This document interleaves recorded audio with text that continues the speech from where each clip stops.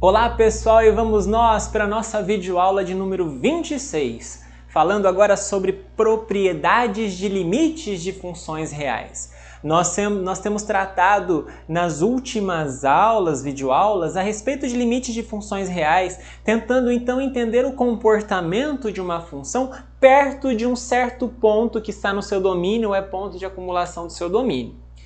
Então nós temos estudado, por exemplo, olha, dado um ponto A que pode estar no domínio da função ou ser um ponto de acumulação, pelo menos, dessa função. Esse ponto pode não ter valor na função definido, mas perto dele tem valores x que estão no domínio da função e que estão definidos, portanto, tem um valor f de x assumido. E nós falamos que o limite da função f em A é um certo valor L para o qual a função está tendendo, está convergindo perto do A, numa vizinhança do A. É isso que nós temos estudado. Bom, mas aqui nesta videoaula nós temos a intenção de estudar algumas propriedades desse limite. Começando por uma propriedade bastante interessante que nos permite relacionar dois conceitos bastante similares, o conceito de limite de função real com o conceito de limite de sequência ou convergência de sequência. Olha só o que está dito nessa proposição 1, que é a primeira das propriedades que nós temos, que na verdade vai nos garantir tantas outras. Se você tiver A, um ponto de acumulação do domínio de uma função f, então o limite desta função f, quando x tende a A, é L, se e somente se, para qualquer sequência xn que convirja para A. Veja, qualquer sequência que convirja para A.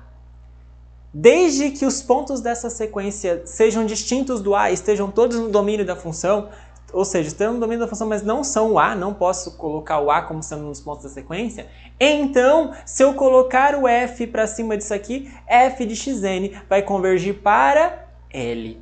Então, olha só o que está dito aí de forma bastante resumida, o limite da função f, quando x tende a A, é L, se e somente se, para qualquer sequência xn, desde que esses pontos xn, eles pertençam ao domínio da função, mas não sejam o ponto A, se essa sequência xn convergir para A, então, quando eu colocar o f por cima do xn, isso aqui tem que convergir. Dá uma vontade de colocar o f do lado de cá, né?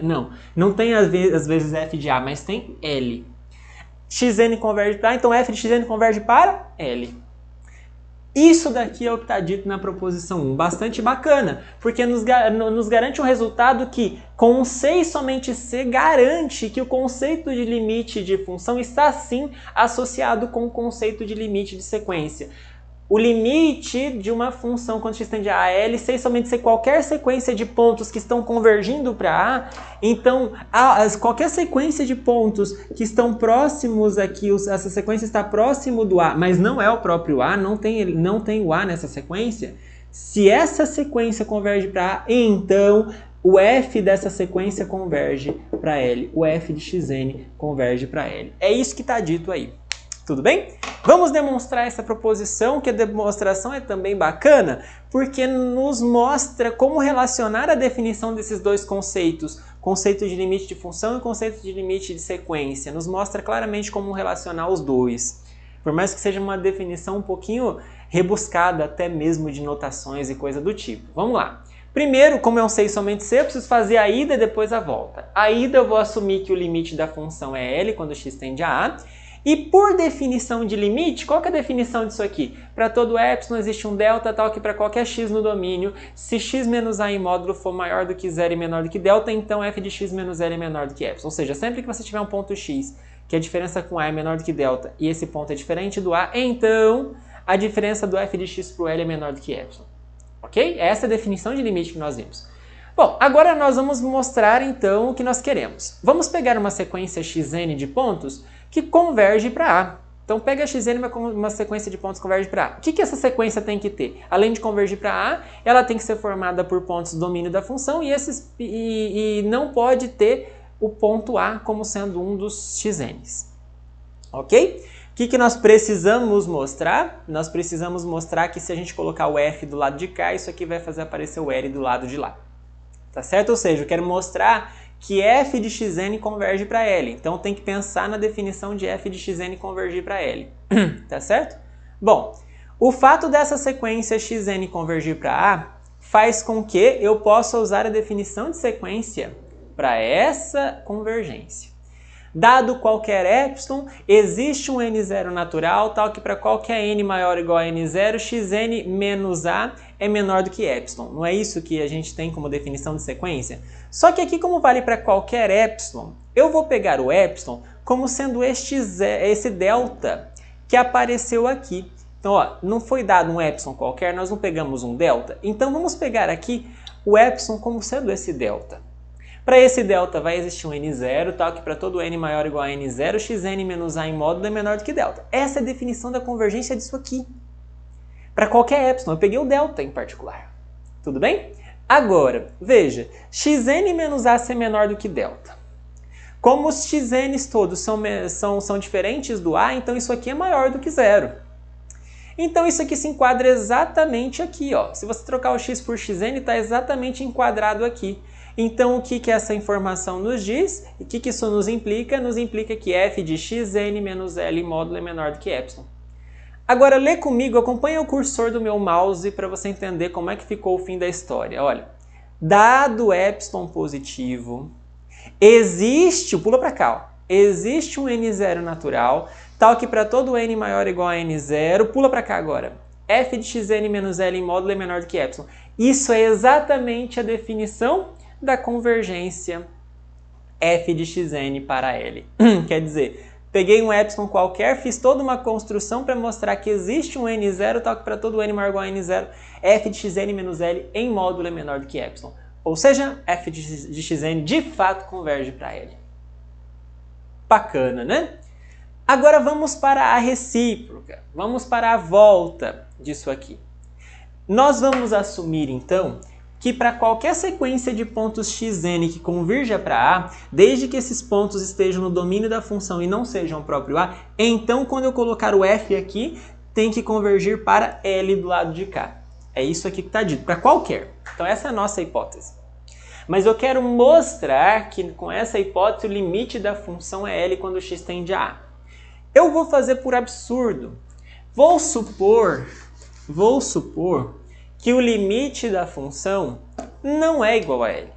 Ou seja, vou supor que o limite da função é diferente de L quando x tende a A. Bom, primeiro, como é que é a mesma definição de limite desse jeito, quando vale a igualdade? Para todo epsilon, existe delta, tal que para todo x no domínio da função, se x menos a é menor do que delta e maior do que zero, não quero x igual a A, então f de x menos L é menor do que epsilon. Essa é a definição aqui para limite. Agora, eu vou supor, por hipótese, que é diferente. Supor que é diferente significa então que eu quero a negação disso aqui. Eu não quero isso, eu não quero igualdade, então eu não quero isso. Ou seja, eu preciso negar isso aqui como a gente faz lá na lógica. Como é que a gente nega esta frase lógica? Bom, para todo epsilon, o para todo vira existe. Então, olha, existe um epsilon, não sei qual é, mas existe. Tal que o existe vira para todo. Tal que para todo delta, para todo vira existe. Existe um x, tal que... Aí aqui temos uma implicação. P implica Q. Como é que eu nego uma implicação? Lá da lógica você deve lembrar que isso aqui é a mesma coisa que manter a P, manter a hipótese e negar a tese. Veja, a negação de uma implicação vira um E, vira P e não Q. Então, como é que eu nego esta frase que está aparecendo aqui? Bom, eu mantenho a hipótese, troco esta implicação por um E e nego isso aqui. Como é que eu nego que f de x menos L é menor do que epsilon? Olha, negar isso aqui é dizer que então não é menor, é maior ou igual. Então, olha só, se eu quero que o limite seja diferente de L, então eu quero que isso aqui aconteça com as negações. Resumindo, olha para os slides para a gente ver o resumo da ópera.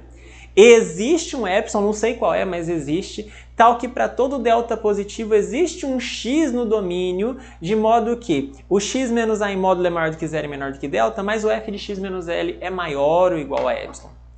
Então, existe esse epsilon, vamos ficar com ele aqui, mas acontece que para todo delta existe um x que faz isso aqui.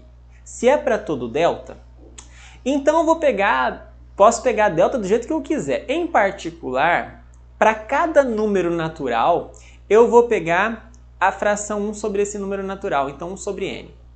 Não é para todo delta? Então 1 sobre n é um que eu posso usar ali. Para cada 1 sobre n que eu pegar aqui, vai existir um x que faz essa frase acontecer. Bom, como é para cada 1 sobre n, eu vou chamar esse x de xn, que faz com que essa frase aconteça trocando o x por xn. Tudo bem? Bom, acontece o seguinte, pessoal. Olha o que está dito aqui à esquerda. Está dito o seguinte. 0 menor do que o módulo de xn menos a menor do que 1 sobre n. Se eu pensar no zero como sendo a sequência constante igual a zero, ela converge para zero. A sequência 1 sobre n converge para zero. Então, segundo o teorema do confronto, do sanduíche, a propriedade do confronto, nós temos que a sequência módulo de xn menos a converge para zero. O fato da sequência módulo de xn menos a convergir para zero nos garante, então, como o a está fixado, que o xn, que isso aqui, na verdade, o xn está convergindo para o a. Isso aqui está se aproximando disso. Eu posso tirar o módulo e garantir, então, que o xn está convergindo para o a. Teorema do confronto. Tudo bem? Então quer dizer que o xn está convergindo para o a. Essa que é a moral da história aqui. Bom, então quer dizer que o xn é uma sequência. Esses xn's que eu peguei aqui constituem uma sequência de pontos que convergem para a. Olha só. Mais ainda, o fato do xn menos a ser maior do que zero nos garante que o xn é diferente do a. E os xn's não foram tomados todos no domínio da função? Então, olha, eu acabei de produzir um exemplo de sequência, que eu não sei qual é, estou chamando de xn, que converge para o a. Todos os pontos são diferentes de a e estão no domínio da função. A hipótese me garante o que então? Quando isso acontece, a hipótese me garante que o f do xn converge para L. Então, por conta disso aqui, por conta da propriedade do confronto, o f de xn tem que convergir para o L. Ok? É isso o que deveria acontecer. Mas por que está dito aqui que o f de xn não converge para L? Por causa disso aqui. Por causa disso aqui. Pessoal, o fato do f de xn menos L ser maior ou igual a epsilon está dizendo que entre o f do xn e o L há uma distância maior do que L. Deixa eu fazer um desenho para você entender. O que está dito aí é o seguinte, olha. Tem o L, tem uma distância de epsilon entre qualquer xn dessa sequência. Todos os pontos xn dessa sequência estão pelo menos epsilon de distância do L. É o que está dito aqui nessa frase. Isso significa que o xn de jeito nenhum converge para L. O xn está longe do L. Como é que ele vai convergir para o L? Isso contradiz a definição de convergência. Então, o f de xn não converge para L, mas como eu disse, deveria convergir. Porque a nossa hipótese é que como o xn converge para o f de xn também deveria convergir para L. Contradiz a hipótese. Então, de onde é que veio o absurdo? De eu ter suposto que o limite era diferente de L. Moral da história, o limite é igual a L. Portanto, vale esta proposição. Ok? Meio rebuscado, eu sei, a demonstração dessa proposição. Mas ela nos dá uma grande vantagem. Ela nos diz o seguinte, olha, eu consigo relacionar limite de função com limite de sequência. Então, como eu conheço propriedades de limite de sequência, então eu posso concluir algumas para limite de funções que eu vou enunciar aqui. Espero que você já tenha feito um curso de cálculo, talvez, não sei, no passado já tenha visto essas propriedades, mas em todo caso vou enunciá-las sem demonstrar agora. Por que sem demonstrar? Porque também nós podemos demonstrá-las a partir das propriedades que nós conhecemos para sequências, tá bom? Primeiro, o limite da soma de duas funções ou da diferença de duas funções é a soma ou a diferença dos limites de cada uma. O limite do produto é o produto dos limites. O limite da razão de f por g é o limite de f pelo limite de g, razão, desde que o denominador seja não nulo, tanto esse limite quanto esse g. Ok? Essa propriedade 4 parece um pouco mais rebuscada. Diz o seguinte: se você tiver uma função que está definida num domínio A e você pegar uma restrição dela é a mesma função, só que você está pegando ela, está pegando a mesma função, a mesma. Só que você, ao invés de estar tomando no A, você está tomando num subconjunto do A. É restrição. E aqui o que está dizendo é óbvio para a gente. Se o ponto Azinho estiver no conjunto dos pontos de acumulação de B, então o limite na restrição e o limite na função são iguais. Eu estou falando da mesma função, só estou restringindo o domínio, acaba dando a mesma coisa o limite, não faria sentido ser diferente. Tudo bem? E por fim, vale também a propriedade do confronto, como valia para a sequência, nós usamos inclusive na demonstração anterior, mas continua valendo aqui. Se você tiver uma função f que está sempre abaixo de uma função h, que está sempre abaixo de uma função g, para qualquer x no domínio menos o ponto a, e se o limite da função da esquerda for igual ao limite da função da direita e eles coincidirem igual a um certo valor L, então o limite da função do meio também é L. Propriedade do confronto, ou teorema do confronto, como você preferir. Como eu disse, nós vamos omitir a demonstração dessa propriedade, ok? Bom, e seguindo o baile aqui, vamos agora pensando nas propriedades. Veja, nós já temos algumas, 5 propriedades agora, mais aquela propriedade da proposição 1. Nós vamos falar agora sobre funções limitadas rapidamente, lembrando esse conceito. Se você tiver uma função f de a em R, tomar nessa um pontinho A que está no conjunto dos pontos de acumulação do A', a gente vai falar... bom, estou pegando isso aqui só para a gente fazer o que a gente vai fazer a seguir, tá? Mas pegando uma função f definida em a gente fala que ela é limitada se a imagem dela está limitada. Se a imagem dela é um conjunto limitado, ou seja, dito de uma forma mais simples, se existe um número positivo C real, tal que f de x é menor ou igual a C em módulo para qualquer x no domínio da função, ok? Isso aqui significa dizer que a imagem da função é um conjunto limitado, como nós estudamos em videoaulas anteriores. Mas fica com essa definição para a função limitada, que é bom para você usar em algumas circunstâncias. Bom, caso nós estejamos falando de uma função definida num intervalo aberto perto de A, então se você estiver pensando assim, eu estou lá com A, e eu pego um intervalo aberto, A menos delta, A mais delta, por exemplo, um intervalo aberto perto do A para qualquer delta, por exemplo, e não precisa ser simétrico, pode ser um B e um C, enfim. Seja como for, se você estiver olhando num intervalo aberto com pontos próximos do A, a gente costuma falar assim, olha, a função ela é limitada em uma vizinhança do A se realmente existe um delta tal que a função é limitada aqui, neste conjunto. Então, o que significa dizer que uma função é limitada em uma vizinhança? Significa que a função é limitada perto do A. O que significa isso? Significa dizer que existe um intervalo aberto, tipo A menos delta, A mais delta, tal que ali a função é limitada. A função restrita àquele intervalo é limitada. Tá claro? E aí temos um fato bastante interessante que diz o seguinte: se o limite de uma função f, quando x tende a existir, então obrigatoriamente essa função f tem que ser limitada numa vizinhança de A. Isso aqui diz alguma coisa bastante importante, porque se você negar, ou melhor, pegar a contra-recíproca disso aqui, nós queremos dizer o seguinte: se a função f não é limitada em qualquer vizinhança de A, ou seja, se ela é ilimitada em qualquer vizinhança de A, então o limite não existe. Então isso é legal para a gente poder mostrar, às vezes, entender que o limite de uma função não existe. Demonstração fica como exercício, acredito que é um bom treino, porque você vai assumir que o limite existe, vai usar a definição de limite e vai trabalhar com o conceito para mostrar que é limitada, que existe uma vizinhança do A tal, que a função é limitada. É um bom exercício, não é tão complicado se você estiver lidando bem com a definição com a definição de limite de função, ok? Agora alguns exemplos aqui.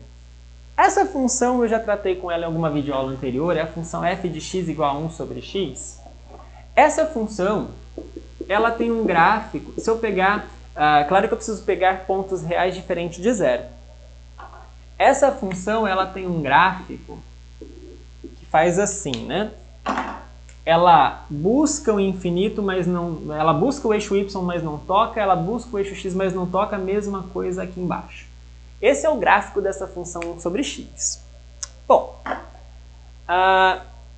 uma coisa clara para a gente é que essa função não está definida na origem. Não está definida no ponto zero, porque eu não posso colocar zero no denominador dessa função. Mas eu quero saber se próximo do zero essa função está indo para algum ponto. Se o limite dessa função existe perto do zero. Se o limite de 1 sobre x, quando x tende a zero, se ele existe.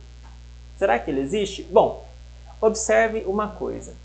Qualquer vizinhança que você pegar do zero, qualquer proximidade que você pegar do zero, observe que a função, ela busca o infinito. Essa função não é limitada, ela não é limitada assim, mas ela está indo... Quanto mais perto você chega do zero, maior essa função fica. Então essa função ela é ilimitada perto do zero. Para qualquer vizinhança que eu pegar, por mais próximo que eu pegar, essa função fica cada vez maior. Então essa função é ilimitada em qualquer vizinhança do zero. Segundo o fato anterior que a gente comentou, como ela é ilimitada, então esse limite não pode existir. Porque se esse limite existisse, então a função teria que ser limitada em alguma vizinhança do zero, que nós estamos vendo que não acontece. Entenderam a finalidade daquele fato anterior? Bom, e agora, comentando sobre aquela proposição 1 que nós vimos no começo desta videoaula. Uma coisa interessante. Pega essa função aqui, que é definida como sendo 0 nos pontos racionais e 1 nos pontos irracionais. Essa função é obviamente limitada, tá certo? Essa função é limitada. Por quê? Porque ela só vale 0 e 1. Todo mundo aqui é menor ou igual a 1 e maior ou igual a 0. Ou melhor, existe um c igual a 1, tal que f de x é menor ou igual a 1 em modo para qualquer x. Porém, pessoal, essa função, apesar de limitada, ela não tem limite em ponto real algum. Então, olha o que isso aqui quer dizer para a gente. Olha o que isso aqui quer dizer para a gente. Eu acabei de comentar no fato anterior que se o limite de uma função f de x quando x tende a existe é igual a L, então f é limitada em alguma vizinhança de A. Isso é o fato que, inclusive, nós usamos no exercício, no exemplo número 1. De certa forma, isso aqui está nos mostrando, esse exemplo 2 está nos mostrando que a volta não vale. Se a função é limitada em alguma vizinhança do A, se a função é limitada, pode ser que ela não tenha limite. A gente pensa, nossa, essa função é limitada, ela vai ter limite. Assim como nós pensamos em sequência também, né? Isso não vale. Se a função é limitada, não me garante que vai existir limite. A função seno é um exemplo disso. A função seno é limitada. A função seno está sempre na faixa de menos 1 a 1. Mas o limite para qualquer ponto não existe se nós pensarmos... falei besteira, né? Estou pensando na sequência. Se a gente pensar lá no infinito, essa sequência não tem limite.